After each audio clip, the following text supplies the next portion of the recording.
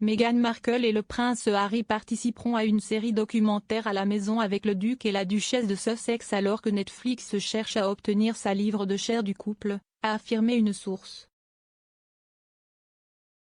Le duc et la duchesse de Sussex ont signé un contrat de 100 millions de dollars, 72 millions de livres sterling, avec le géant du streaming en 2020 après avoir déménagé aux États-Unis, avec un documentaire intitulé Art of Invictus axé sur les concurrents des Invictus Games qui devrait sortir plus tard cette année. Page 6, ouvrant sa pièce avec sa suite les Sussex, cite une source productrice disant qu'en ce qui concerne une docu-série sur Meghan et Harry, le timing est toujours en discussion, les choses sont en l'air. Le point de vente affirme que les patrons de Netflix aimeraient diffuser l'émission en même temps que la sortie des mémoires très attendues du prince Harry, tandis que les Sussex souhaiteraient que le projet soit diffusé l'année prochaine à la place. Le couple a été suivi par des caméras lors de son voyage à La Haye pour les Jeux Invictus le mois dernier, mais les caméras auraient été autorisées dans les coulisses de leur domicile à Montecito et ont rejoint les Sussex lors de leur voyage à New York en septembre dernier. On ne sait pas encore ce qui sera inclus dans le documentaire, mais une source a déclaré « Je pense qu'il est juste de dire que Netflix prend du poids ». Yorkshireman dépense 4 270 livres pour une tranche de gâteau de mariage de Charles et Diana, âgés de 41 ans, à 2 reprises. Jerry Layton, 62 ans, a réussi à acheter l'année dernière un morceau remarquable de l'histoire royale.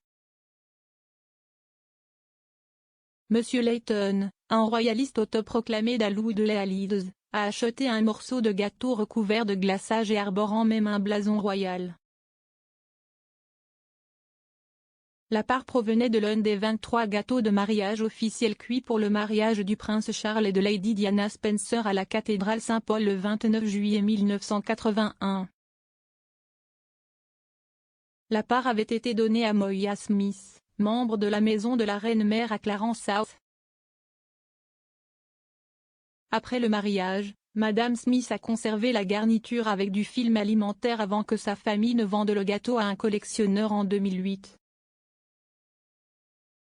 Le coiffeur de Kate Middleton explique la tâche minutieuse de créer des looks dignes de la royauté.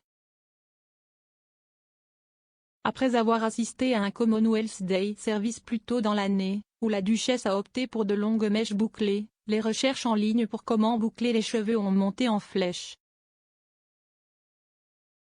Les données de recherche de Google ont montré que les recherches en ligne avaient augmenté de 611% à la suite de l'apparition de Kate dans l'engagement public. Un porte-parole de Longevita a commenté l'influence de Kate en déclarant « La duchesse de Cambridge est sans aucun doute l'une des femmes les plus influentes de la planète en matière de style et ses découvertes ne font qu'amplifier cela. »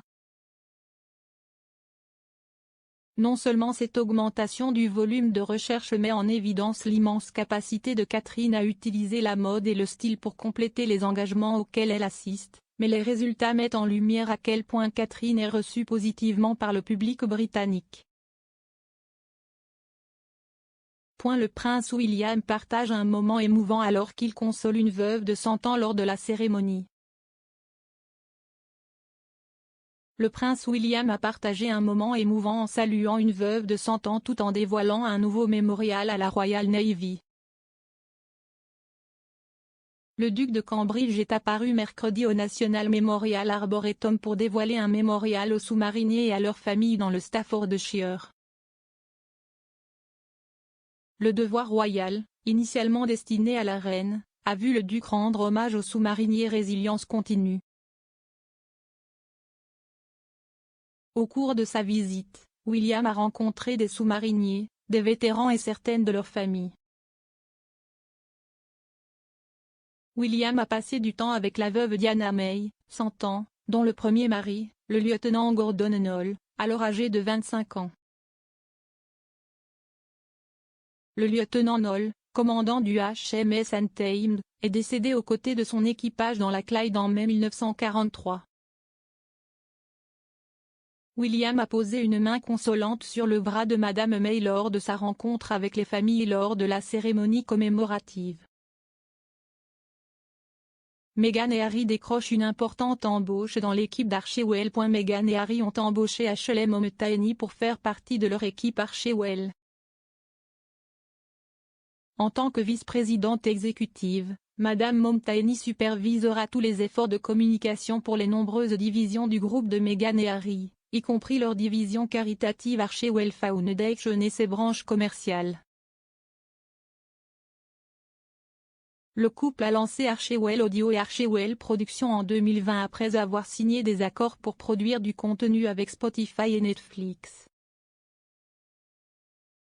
Leur accord avec Spotify devrait valoir environ 18 millions de livres sterling, et Meghan travaille actuellement sur un podcast appelé Archetype pour la plateforme de streaming audio.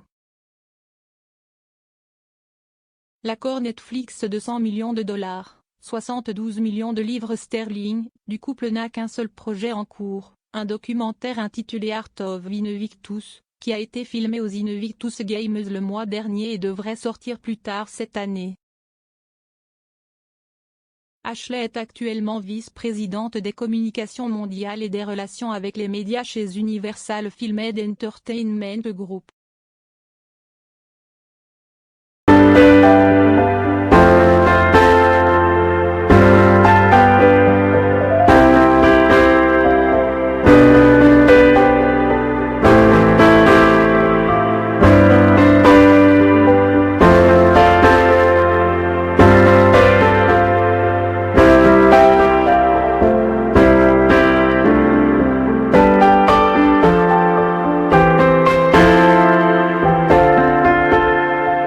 Bye.